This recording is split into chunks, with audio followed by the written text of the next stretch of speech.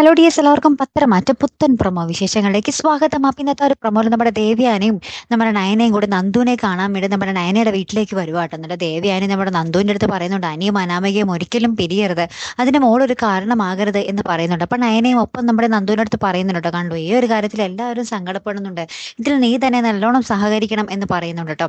അപ്പം നമ്മുടെ നന്ദുവിനെ ആദർശ് വിളിക്കുന്നുണ്ട്, അവരവിടെ ഉണ്ടോ എന്ന് അറിയാൻ വേണ്ടി, അല്ലെങ്കിൽ അവരെ കണ്ടോ, അവർ വിളിച്ചോ എന്ന് അറിയാൻ വേണ്ടിയിട്ട്.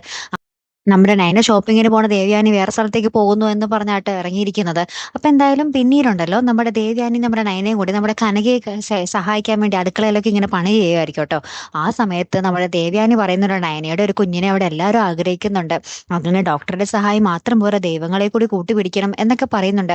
അതിന് പിന്നാലെ നമ്മുടെ നന്ദു ഓടി വരുവാട്ടോ. എന്നിട്ട് പറയുന്നുണ്ട്, അയ്യോ ആദർശേട്ടൻ വരുന്നു എന്ന് പറയുന്നുണ്ട്. അപ്പൊ തന്നെ നമ്മുടെ നയനയും നമ്മുടെ ദേവ്യാനും ഞെട്ടി എഴുന്നേറ്റ് നിൽക്കും. ആദർശാണെങ്കിൽ ഈ വണ്ടി ഈ വണ്ടി വീട്ടിലെ ആണല്ലോ എന്ന് പറഞ്ഞിങ്ങനെ സംശയത്തിൽ നിൽക്കുന്ന ഒരു രംഗങ്ങളും തന്നെയാട്ടോ കൂട്ടുകാരെ നമുക്ക് കാണുവാൻ സാധിക്കുന്നത്. അപ്പൊ എന്തായാലും ആദർശിന്റെ മുന്നിൽ അമ്മായിമ്മ മരുമോൾ നാടകം പൊളിഞ്ഞു വീഴാൻ സമയമായി അല്ലെ.